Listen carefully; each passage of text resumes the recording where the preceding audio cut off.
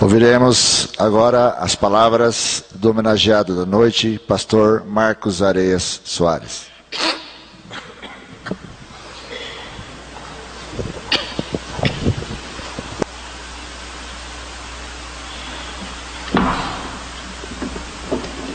Eu desejo que a paz do nosso Senhor e Salvador Jesus Cristo ache guarida em todo este plenário. Quero aqui agradecer a composição da mesa, na pessoa da nossa mãe digna presidente da Câmara dos Vereadores, a Francis Policati. Quero agradecer aqui a presença do senhor Claudemir Brambila, digníssimo vice-prefeito, que na ocasião representa o nosso prefeito Horácio. Agradeço a todos os vereadores e louvo a Deus pela harmonia que nós temos, pelo menos o conhecimento que temos da paz que reina nessa legislatura. E eu desejo que isso se propicie por muitos anos. Agradeço ao pastor Silvio Cavalcante, nosso amigo, doutor Silvio, e a irmã Cida, sua mãe digna esposa, pessoa prestimosa que está sempre ao lado desse grande homem de Deus.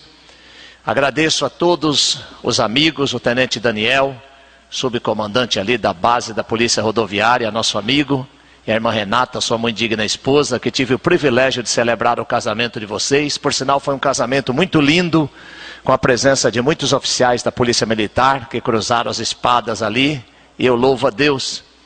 Eu estou muito feliz pela presença dos meus vizinhos. Vizinhos são mais que irmãos, porque estão perto. E louvo a Deus porque nós temos um bom relacionamento com os nossos vizinhos. Então estou vendo ali o seu Juscelino, a dona Diva, o Nino, sua muito digna esposa, né? Estou vendo ali a Glauce, estou vendo também o Hamilton, né? E convidamos também outros vizinhos, mas não puderam estar. Então estou grato a Deus por todos vocês, o irmão Pedro Veiga, a Paula Espinhosa, né? Essa Paula Espinhosa e seu pai aqui, o irmão Pedro Veiga, para vocês que não conhecem, é um excelente violeiro, dos melhores que nós temos. Levanta a mão, irmão Pedrinho, para todo mundo te conhecer. Tem muitos CDs gravados. É uma bênção, ele toca pelo Brasil inteiro. Quem sabe um dia ele se torna também um cidadão machadense com a sua viola, né? E vem morar conosco aqui. Quando me apresentaram essa família Espinhosa, eu fui pastorear aquela igreja do Santa Fé, que consta aqui no meu currículo. Aí me disseram, o senhor conhece a família Espinhosa? Na hora eu me arrepiei, falei, meu Deus, tanta luta que eu já tive na vida, esse povo deve ser uma tribulação. É uns 30 a família, mas irmão, de Espinhosa só tem o nome, é uma família maravilhosa. E quando eu vejo vocês, é uma coisa linda, né? Todos os irmãos aqui do setor, pastor Samuel Ramos, nosso amigo, junto com o seu obreiro que veio ali, outro pastor, o Samuel e a irmã Renata, né? O Samuel Alves e a irmã Renata, que estuda conosco na Uniesp.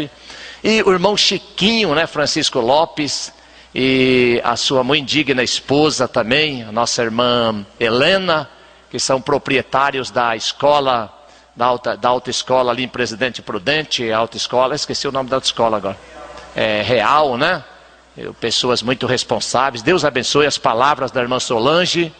E todos os irmãos que estão aqui, vocês perdoem-nos se não estamos falando todos os nomes, né? Porque tem muitos irmãos de Álvares Machado. Eu louvo a Deus. Eu quero agradecer, irmãos, o grande empenho e por ter tido o privilégio de conhecer uma pessoa como o Paulo Vilalva. Paulo Vilalva, qualquer instituição que tiver uma pessoa como você, próxima, com certeza... Pode acreditar no que eu estou te dizendo. Há muita prosperidade ter uma pessoa desse nível, né? Trabalhando. Eu estou feliz pela presença da nossa irmã Marley. A irmã Marley é professora de artes plásticas e é professora da minha esposa. E o irmão Teló, né? Deus abençoe vocês. Todos aqueles que vieram de tão longe. Agradeço a minha esposa Isildinha, porque quando... essa biografia foi lida, meus caros presentes.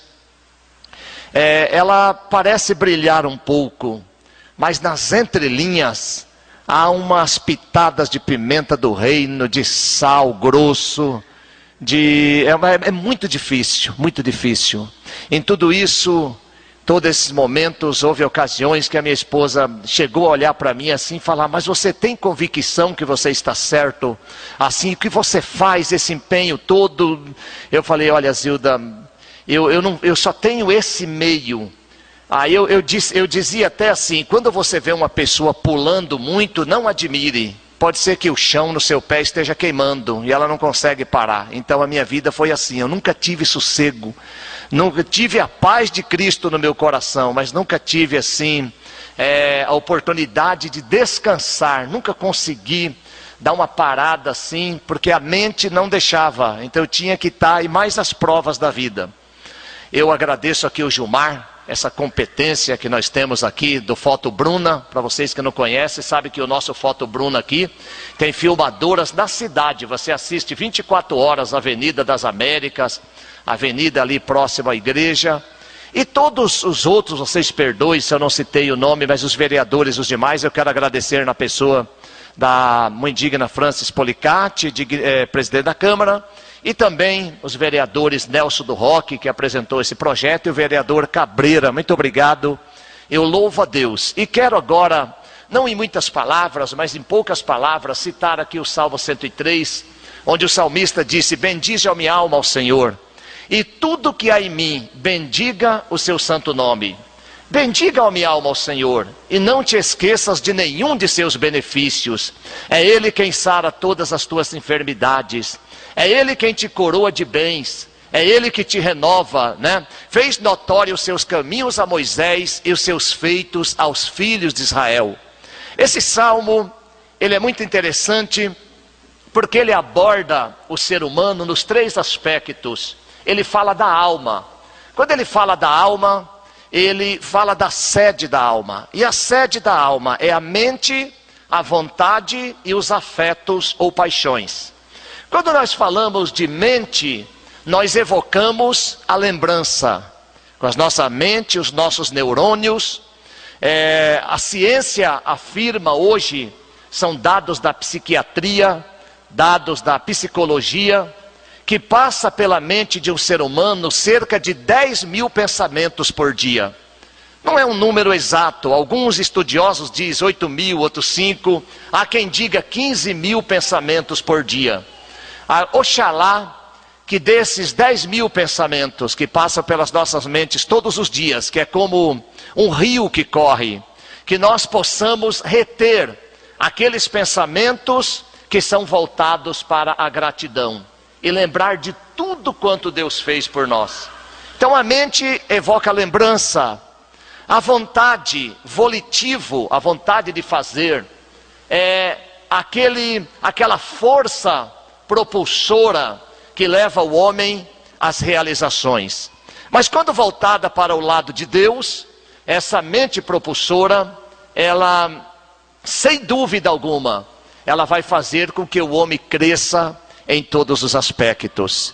E os afetos, ou também as paixões. Agostinho, que nós chamamos de Santo Agostinho, que foi um escritor do 4º século, ele escreveu um livro chamado A Cidade de Deus. Na época dele foi uma revolução quando ele escreveu esse livro. Ele escreveu numa certa ocasião assim: ó Deus, para ti tu me criaste, e a minha alma não encontrará repouso, a não ser quando eu estiver plenamente nos seus braços. Então a alma do homem procura repouso, procura sossego, porém esse sossego só será encontrado na plenitude da sua entrega a Deus, porque nós podemos repousar nos braços do Senhor já nessa existência presente. Lembro-me de muitas coisas que Deus realizou na minha vida. E quando penso nas coisas que Deus realizou, presenciei muitos milagres. Já presenciei 3 ressurreições de mortos, pessoas mortas, você chamar e ele voltar. Algumas pessoas dizem assim, mas isso não é verdade. Então quando eles falam, eu sempre procuro invocar a questão dos estudos a nível de medicina, de neurônios, que depois de 7 minutos, 10 minutos, raramente você consegue trazer uma pessoa à vida, porque ele vai ter perca de neurônios, realmente vai haver a morte dos seus neurônios. E eu já presenciei isso, mortos ressuscitarem. Já presenciei cego, mudo e surdo enxergar, como a nossa irmã Solange falou. eu não posso esquecer aqui de agradecer o meu filho Lucas, né? Tem sido uma bênção na minha vida também. Andressa, desculpa que eu não citei o nome de vocês, mas vocês foram absorvidos aqui na pessoa da minha esposa Zildinha e o nosso lar. E quero agradecer também o filho do pastor Evani, o Jonatas, e mandar um grande abraço ao pastor Evani, que é um grande amigo nosso, cidadão machadense, homem de Deus, homem de oração, que ele seja abençoado grandemente também nesta cidade. E quando nós falamos dessa paixão que tinha Agostinho, eu não vou tomar muito o tempo aqui do plenário nesta reunião, me faz lembrar da graça de Deus. A graça, porque na graça é onde eu quero situar este título que estou recebendo como cidadão desta cidade tão importante de Álvares Machado. Eu digo importante porque quando cheguei aqui em 1989, o meu sonho era morar em Álvares Machado. Era sonho que eu tinha, corri várias cidades da região, mas não consegui. Fui morar em Martinópolis, morei por 10 anos. De Martinópolis vim residir em Presidente Prudente, depois fui para Mirante do Paranapanema, morei lá 5 anos e 3 meses.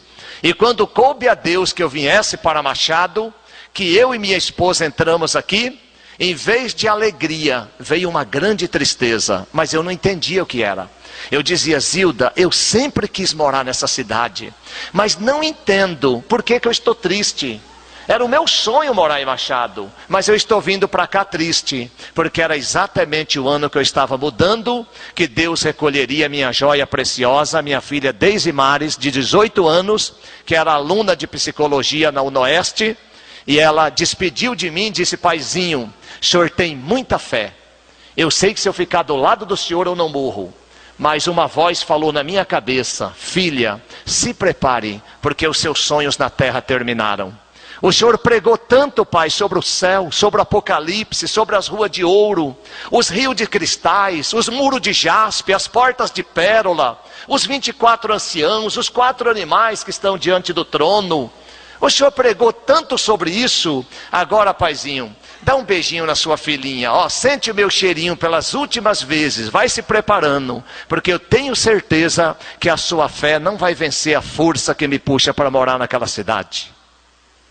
É forte, mas isso me trouxe muita alegria e consolação, porque quando o seu corpo estava sendo colocado na tumba, eu ainda consegui cantar 3 hinos. Eu cantei ali na hora, naquele silêncio do cemitério. Se passasse um mosquito, uma abelha, todo mundo escutaria o tilitar das suas asas, porque houve um silêncio no cemitério. Alguém pensava assim, mas como pode? Esse pastor pregou tanto, viajou tanto, ensinou tanto, e agora Deus fez isso com ele. Eu conseguia ver isso no semblante das pessoas. Aí eu pensei comigo, isso não é justo. O meu Deus não é isso que o pessoal está pensando. O meu Deus só faz coisas boas. E mandei fazer uma faixa bem grande, até hoje eu tenho essa faixa. E na faixa está escrito assim, Deus não faz e não permite que ninguém faça, a não ser aquilo que você mesmo faria, se você pudesse ver o fim das coisas como ele vê. O que esse teólogo quis expressar com isso? Eu vou parafrasear ou contar uma história, um fato que revela a força dessa afirmação. Um menino, um jovem de 16 anos, filho de uma família abastada, o sonho dele era ter uma Ferrari. E a mãe tinha condições para dar a Ferrari para o filho. Quando o filho completou 18 anos, com a sua carta de motorista, ele falou, então mãe, é a hora do sonho, a senhora me prometeu.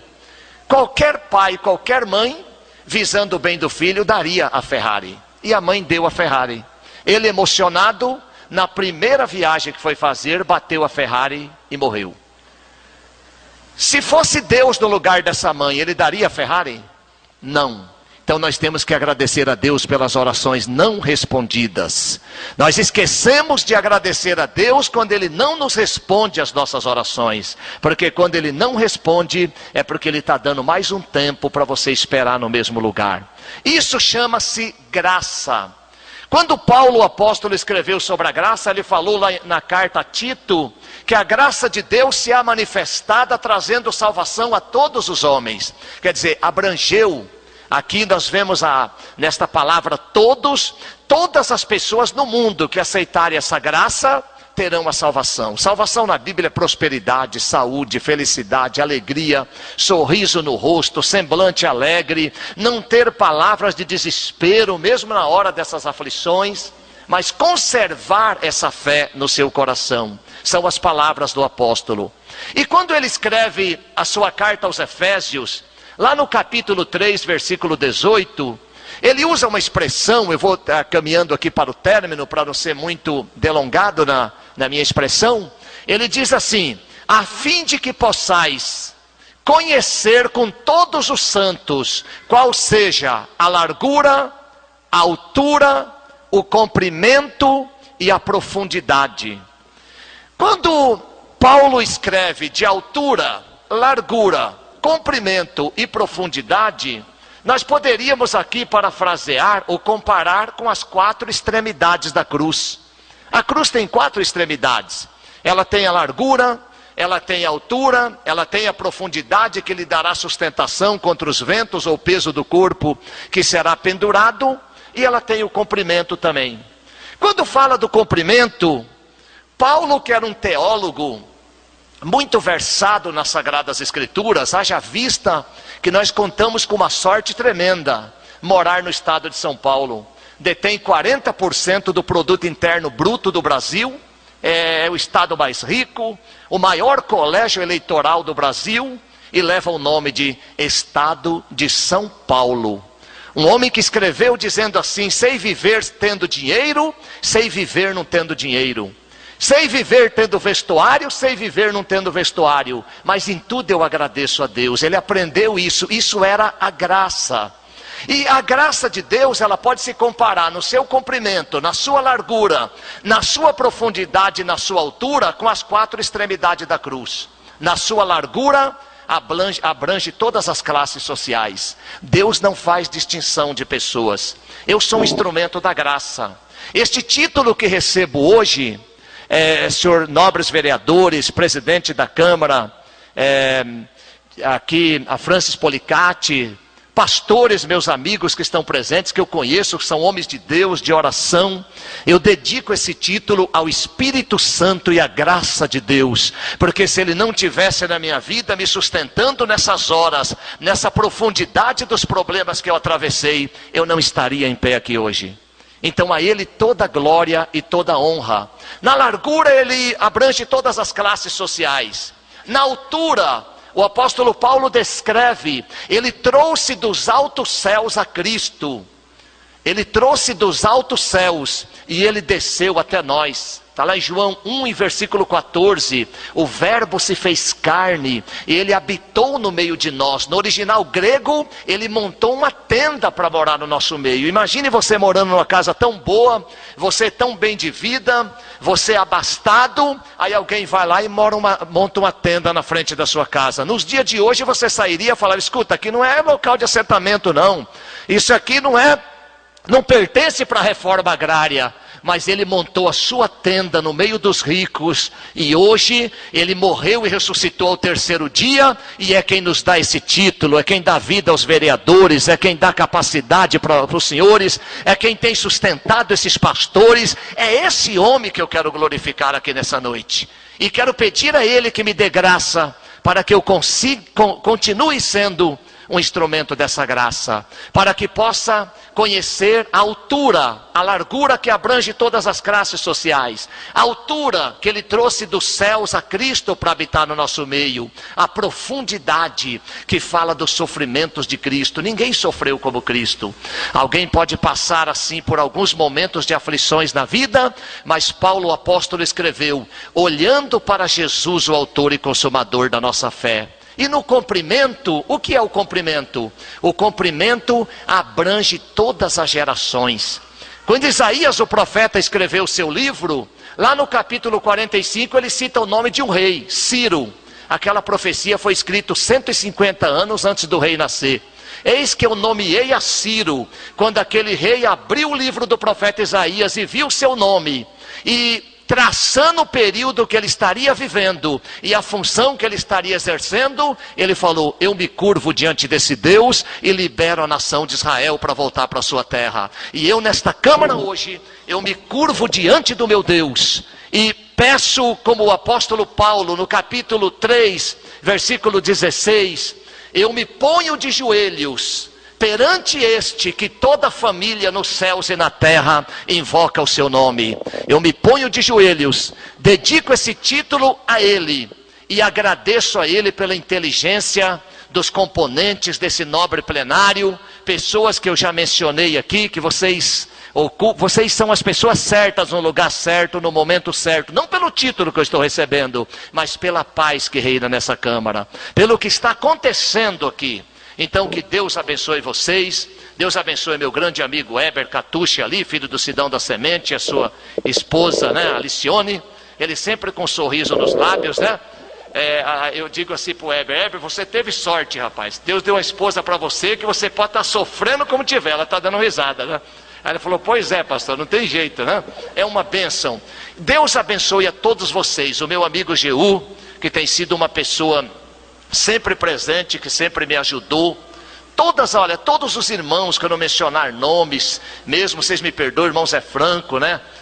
Toda a família e os meus vizinhos que eu já mencionei, olha, vocês são uma bênção.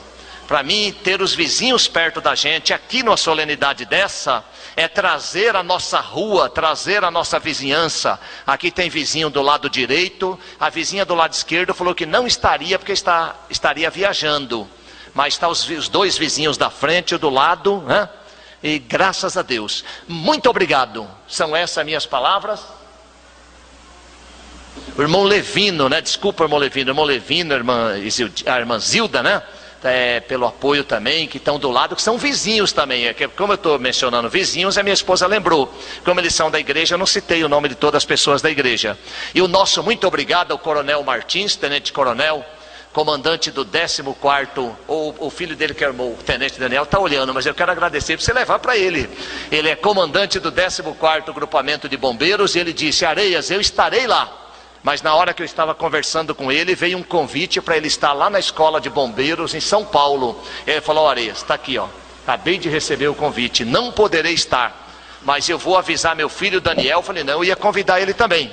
Muito obrigado. São essas nossas palavras, mas eu fico devendo para vocês, por não citar mais nomes, porque se fosse falar a nível da dignidade de vocês e o que vocês merecem, isso teria duas alternativas. Ou demandaria em muito tempo, eu teria que ir até meia-noite, ou eu teria que falar resumido, mas usar palavras muito clássicas, e a minha capacidade não dá para isso. Muito obrigado, Deus abençoe a todos vocês, em nome de Jesus.